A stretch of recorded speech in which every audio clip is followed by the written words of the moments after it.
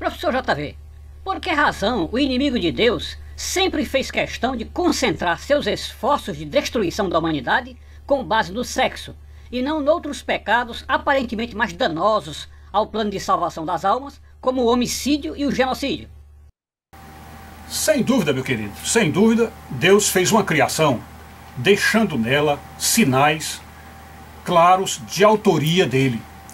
Isso é comparável a um pintor de quadros que não consegue fazer nenhuma pintura sem deixar o estilo dele, aquela característica própria dele. Isto é comum de se ver em qualquer pinacoteca, conversando com qualquer especialista em obra de arte, em quadros, e nos baseamos também no pensamento de C.S. Lewis, que também diz a mesma coisa. Então Deus, na criação, deixou sinais, para a maioria das pessoas, sinais visíveis de que houve um autor por trás de tudo. Mas o que de fato agora estamos pensando, e que eu vou ler para vocês, para organizar melhor as ideias, é essa questão dos sinais que Deus deixou, os sinais propositais que Deus deixou, para potencializar a identificação da maldade. Isso é uma coisa, eu vou repetir, são sinais deixados por Deus que servem para potencializar a identificação da maldade. Por quê? Porque Deus, previamente, por conhecer as coisas antecipadamente, ele saberia que, quando houvesse essa rebeldia humana contra ele, os rebeldes, isto é, os pecadores, iriam sempre olhar os outros como pecadores e eles não. E mais, chegaria um momento de análise geral da sociedade em comparação com Deus, diante de Deus, e diriam assim: o que a humanidade fez de errado? Onde foi que erramos? Onde está o pecado? Onde está o nosso pecado? Onde está a nossa maldade? Então as pessoas chegarão para Deus e dirão que não há maldade alguma. Então, para que nós entendamos, veja o auxílio que a teologia nos dá, para que nós entendamos que de fato Deus deixou sinais visíveis para que a pessoa percebesse a maldade. Então, pelo fato de Deus ter feito isso, a criação tem uma constituição moral. Então nós vamos agora observar as coisas que Deus fez de propósito para potencializar a identificação do mal. Veja bem, o primeiro ponto que a gente tem a observar é o seguinte. O ponto 1 diz assim, na leitura diz assim: assim como a força de gravidade faz com que seja muito mais grave empurrar alguém. Então olha, a força de gravidade faz com que seja mais grave empurrar alguém. Porque, digamos, se nós não tivéssemos no mundo com gravidade, que aqui nós não fôssemos atraídos para a Terra, então alguém que empurrasse outro, isso não seria muito grave, porque como você viu lá em cima na estação orbital, quando um deles empurra o outro, isso praticamente não tem efeito nenhum, sobretudo se o espaço for grande, não haverá necessidade, não haverá possibilidade de se bater e a pessoa sofrer com isso. Porém, num ambiente que tem gravidade, você empurrar alguém, você pode estar provocando um mal. Então a gravidade é como se fosse uma força que Deus deixou para que nós identifiquemos um ato maldoso do ser humano. Um segundo ato, por exemplo, ele diz assim: assim como a cor do sangue é um vermelho vivo para tornar aberrante e gritante uma cena de assassinato, sobretudo quando ele acontece no quarto do casal, sobre lençóis brancos, ou no escritório do funcionário sobre pilhas de papéis brancos, e assim por diante. Então ele diz: Deus fez com que o sangue tivesse uma cor vermelha, viva, gritante, porque o vermelho está sempre em contraste com as outras cores, sempre em contraste, mesmo no meio da natureza, você encontra muito mais verde do que vermelho, e de um modo geral, nos ambientes terrosos, onde há desertos, terra, etc., o vermelho praticamente não se vê. No meio das águas é geralmente o azul e o verde. Então, onde há os elementos da natureza, o vermelho se destaca. Tanto é assim que quando os astrônomos estão olhando lá para os confins do universo, eles sempre procuram estudar e observar os rastros vermelhos da luz, que são os espectros do vermelho, que é aquilo que mais identifica. Então Deus deixou o sangue em cor vermelha justamente para a pessoa perceber onde houve o mal.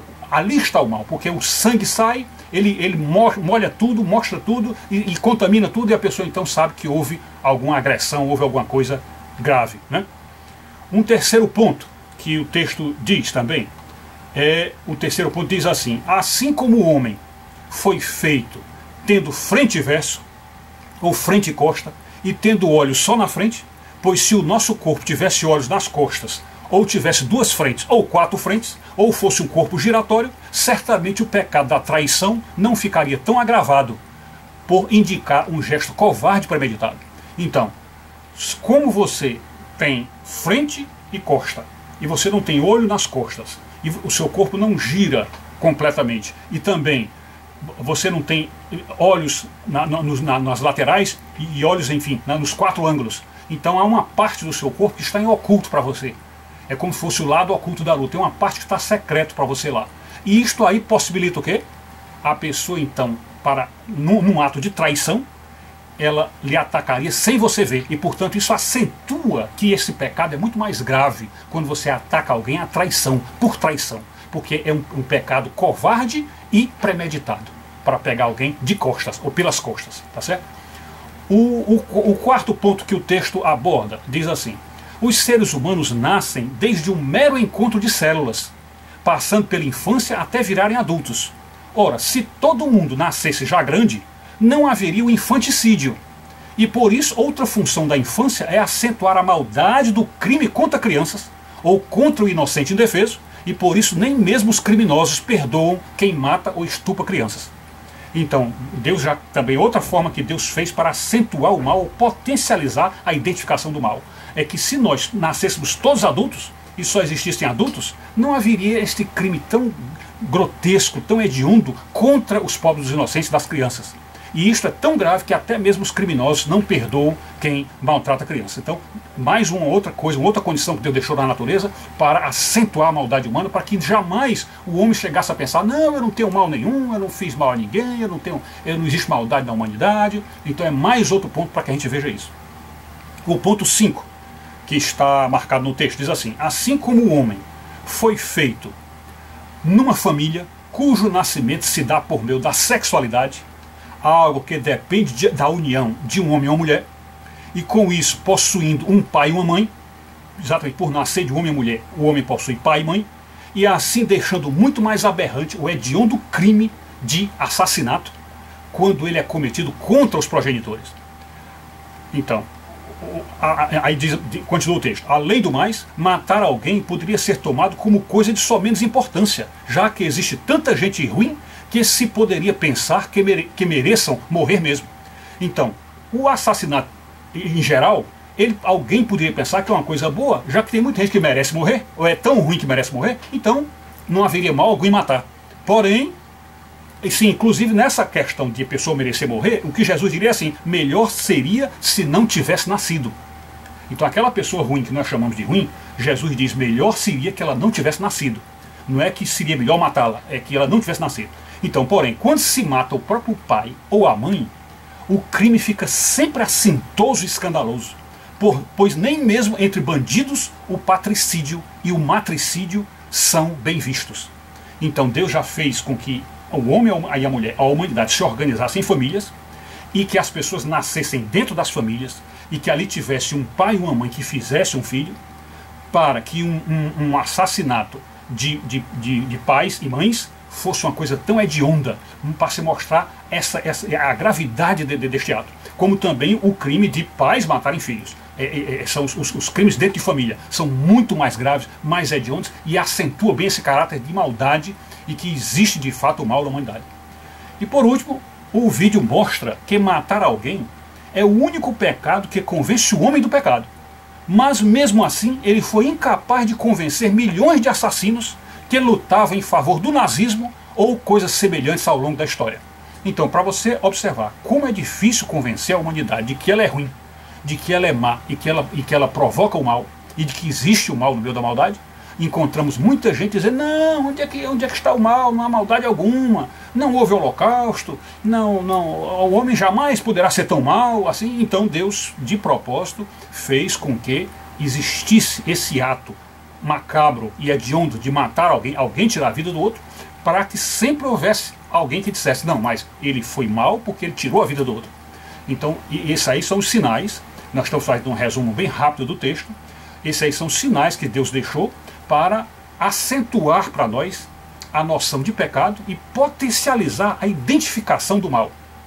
Porque se a gente fala só de cerveja, beber cerveja, de fumar um cigarro,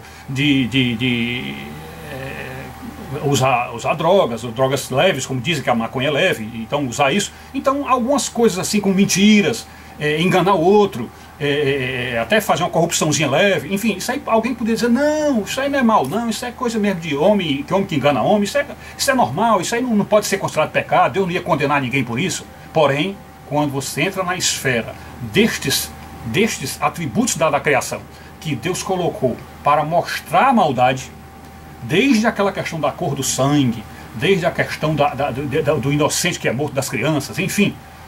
E estes são os sinais visíveis que Deus deixou para mostrar o caráter moral da criação e como Ele, Deus, enxerga e interpreta os nossos atos.